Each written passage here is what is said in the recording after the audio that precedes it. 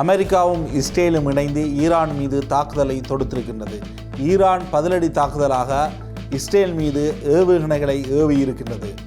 அமெரிக்காவும் ரஷ்யாவும் இந்த யுத்தத்துக்குள் இணைந்து கொள்வார்களா? இது தொடர்பில் தான் விரிகின்றது இன்றைய பார்வைகள்.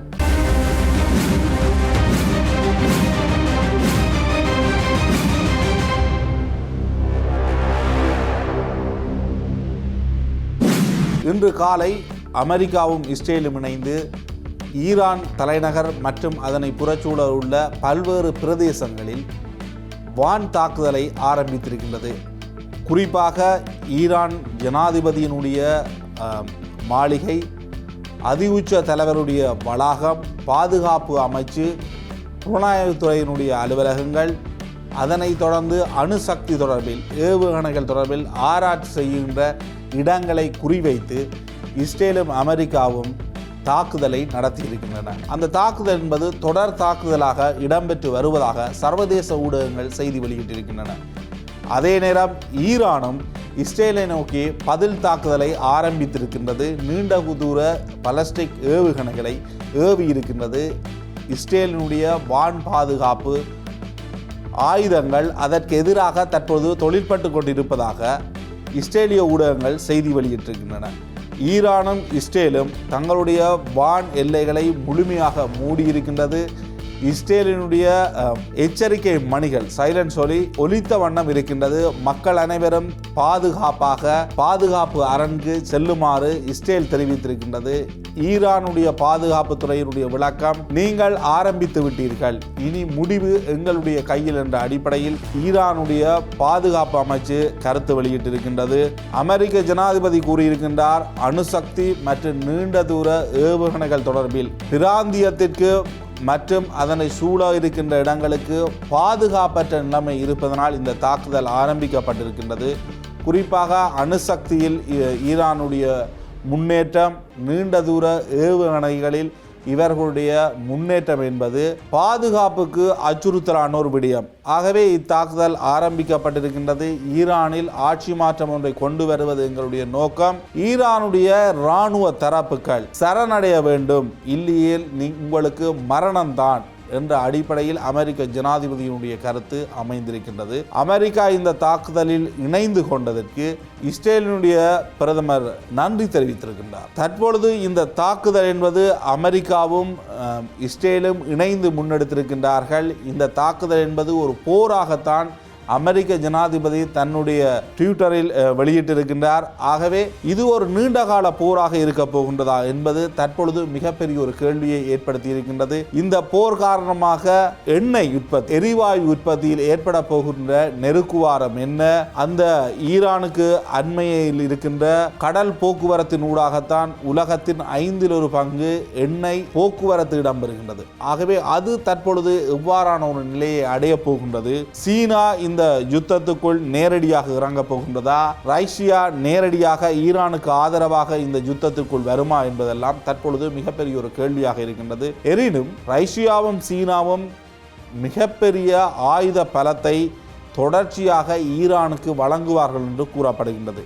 நேற்று முன்தினம் இந்தியா எச்சரிக்கை விட்டது, ஈரானில் இருக்கின்ற இந்தியர்கள் வெளியேறுமாறு. அதனைத் தொடர்ந்து நேற்றைய தினம் சீனா வெளியிட்டது, ஈரானில் இருக்கின்ற சீன மக்களை அங்கிருந்து வெளியேறுமாறு. இன்று அதிகாலை அமெரிக்காவும் இஸ்ரேலும் இணைந்து ஈரான் மீது தாக்குதலை நடத்தி இருக்கின்றது. இதனுடைய பதில் தாக்குதல் என்பது ஈரானுக்கு மிக உச்சக்கட்ட பயங்கரமான ஒரு பலத்தை கொண்ட தாக்குதலாக ஈரான் இஸ்ரேலை தாக்கும் என்று எதிர்பார்க்கப்படுகின்றது. ஏனெனில் இஸ்ரேலினுடைய ஆட்சி மாற்றம் என்பதுதான் அமெரிக்காவுக்கும் இஸ்ரேலுக்கும் இருக்கின்ற மிக முக்கியமான செயலாக பார்க்கப்படுகின்றது. கமேனியை முழுமையாக விலத்திவிட்டு ஒரு ஆட்சி மாற்றத்தை ஈரானில் மேற்கொள்வது என்பது சாத்தியமான ஒன்றா? ஈரானுடைய பொருளாதாரம் என்பது மிக மோசமாக இருக்கின்றது. அங்கு ஒரு அமெரிக்க டாலர் என்பது 14 லட்சத்துக்கு பெறுமதியை கொண்டதாக மாறி இருக்கின்றது. உள்நாட்டு மக்கள் கமேனியினுடைய ஆட்சிக்கு எதிராக போராடுகின்றார்கள், பல்கலைக்கழகங்களில் போராடுகின்றார்கள்.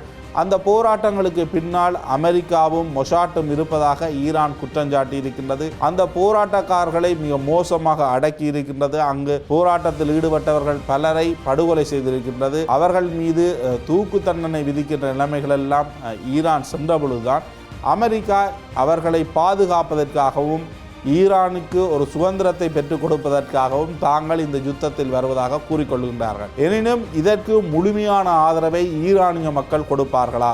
கமேனியை ஆட்சியிலிருந்து அகற்றக்கூடிய நிலைமை என்பது ஈரானுக்கு பொருந்தக்கூடியதா? கமேனியை ஆட்சியிலிருந்து அகற்றி போட்டு அமெரிக்கா இஸ்ரேலுக்கு சார்பான ஒரு நிலைமையை ஈரானில் ஏற்படுத்த முடியுமா என்பதுதான் இங்கிருக்கின்ற மிகப்பெரிய ஒரு கேள்வி.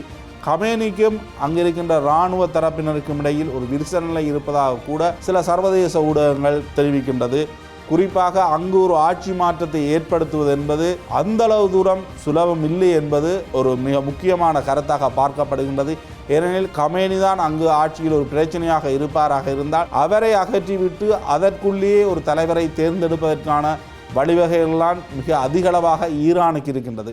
ஈரானை பொறுத்த வரைக்கும் அமெரிக்காவுடனும் இஸ்ரேலுடனும் இணைவது என்பது சரணகதியாக அமெரிக்காவுக்கும் இஸ்ரேலுக்கும் செல்கின்ற ஒரு நிலைமையை தான் குறிக்கும். அவர்கள் ஒரு வலிமை மிக்க நாடாக இருக்க முடியாது. எனினும் இந்த குறிப்பாக இந்த ஆயுதங்கள், அணுசக்தி, அதே போன்ற நீண்ட தூர ஏவுகணை போன்ற விடயங்களில் ஒரு சமரசத்தை ஏற்படுத்தி கொண்டு ஈரான் இதுவரை காலம் இருக்கின்ற பொருளாதார தடைகளிலிருந்து முழுமையாக விலத்தி அங்கு ஒரு ஆட்சி மாற்றம் ஏற்படுகின்ற பொழுது மக்களுக்கான வாழ்வாதாரம் ஒரு முன்னேற்றம் அடையும்.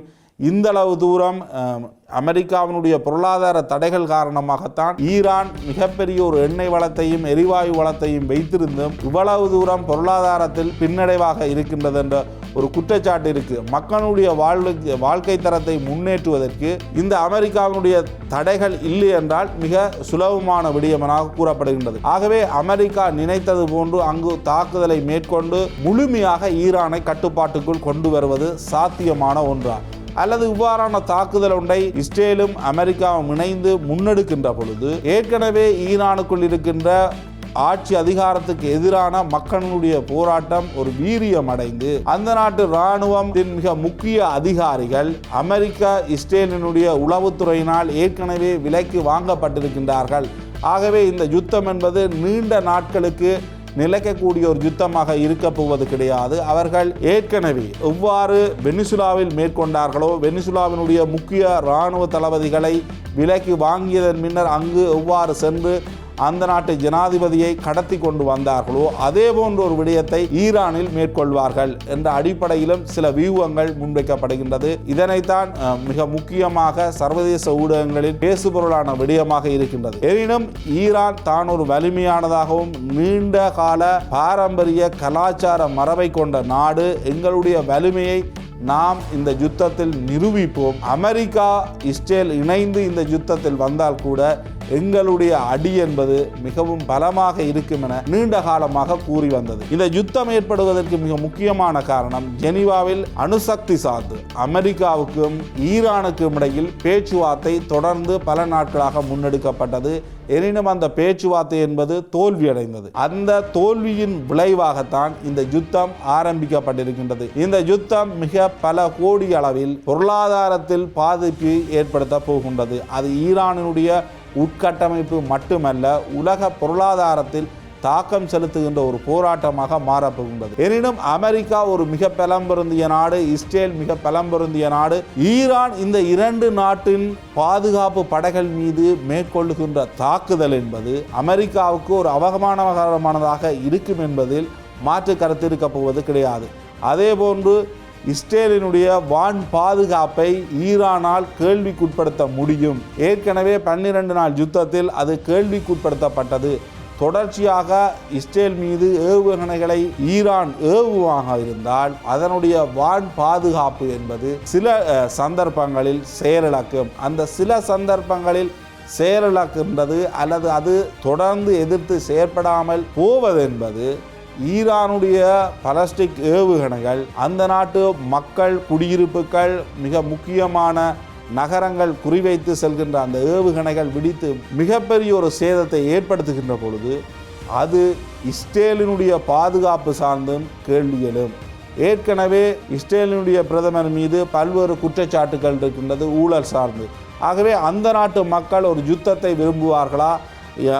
இவ்வாறான ஒரு பாதிப்பு ஏற்படுகின்ற பொழுது உள்நாட்டு ரீதியில் ஆட்சி மாற்றத்துக்காக இஸ்ரேலில் கூட மக்கள் போராட ஆரம்பிப்பார்கள். ஏற்கனவே அவ்வாறான போராட்டங்கள் அந்த நாட்டில் இடம்பெற்றுக் கொண்டிருக்கின்றது. டொனால்ட் ட்ரம்பை பொறுத்த வரைக்கும் அவருக்கு எதிராக அமெரிக்க மக்கள் தயாராக இருக்கின்றார்கள் போராடுவதற்கு. டொனால்ட் ட்ரம்பினுடைய அனைத்து நடவடிக்கைகளும் சர்வதேச ரீதியில் ஒரு கேள்விக்குட்படுத்துகின்ற விடயமாக இருக்கின்றது. ஏற்கனவே அமெரிக்க பெடரல் நீதிமன்றம் கேள்விக்குட்படுத்தி இவருக்கு அதிகாரம் இல்லாத முறையில் தான் வரிகளை விதித்திருக்கின்றார் என்று தீர்ப்பு வழங்கியிருக்கின்றது. ஆகவே இன்னும் ஒரு நாட்டுடன் போர் பிரகடனம் ஒன்றை மேற்கொள்ளுகின்ற பொழுது அமெரிக்க செனட் எவ்வாறான ஒரு தீர்மானத்தை எடுக்கும் என்பது மிகப்பெரிய ஒரு கேள்வி.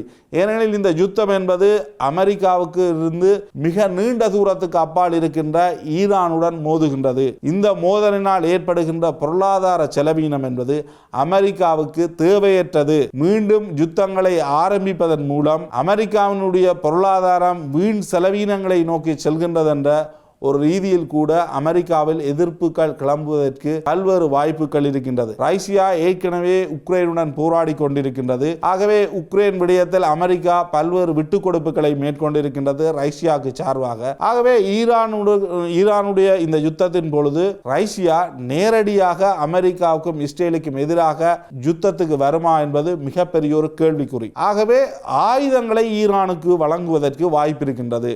அது ஏவுகணைகளாக இருக்கலாம் அல்லது வான் பாதுகாப்பு ரீதியான ஆயுதங்களாக இருக்கலாம். அதே போன்று அமெரிக்க கப்பல்களை தாக்கக்கூடிய ஏவுகணைகளை சீனாவும் ஈரானுக்கு வழங்குவதற்கு வாய்ப்புகள் இருக்கின்றன. ஆயுதங்களை தொடர்ச்சியாக வழங்குவதற்கும் பொருளாதார ரீதியிலான உதவிகளையும் சீனா வழங்குவதற்கு தான் வாய்ப்பு இருக்கின்றன. ஒரு 3ஆம் உலக போர் போன்ற மிகப்பெரிய ஒரு யுத்தம் ஆரம்பிப்பதற்கு அல்லது சீனா ரஷ்ய நாடுகள் ஈரானுக்காக களம் காணுகின்ற ஒரு யுத்தமாக இந்த யுத்தம் இருக்காதென்று மிகப்பெரிய அளவில் நம்பப்படுகின்றது. எனினும் அரபு நாடுகளை பொறுத்தவரையும் அங்கு அமெரிக்காவினுடைய பல படை தளங்கள் வெவ்வேறு நாடுகளில் இருக்கின்றன. அந்த படைத்தளங்கள் மீது ஈரான் கட்டாயம் தாக்குதலை மேற்கொள்ளும். இது மிகப்பெரிய ஒரு அந்த பிராந்தியத்தினுடைய யுத்தமாக மாறும் என்று பல்வேறு கருத்துக்கள் சர்வதேச ஊடகங்களில் வெளிப்படுத்தப்பட்ட வண்ணம் இருக்கின்றன.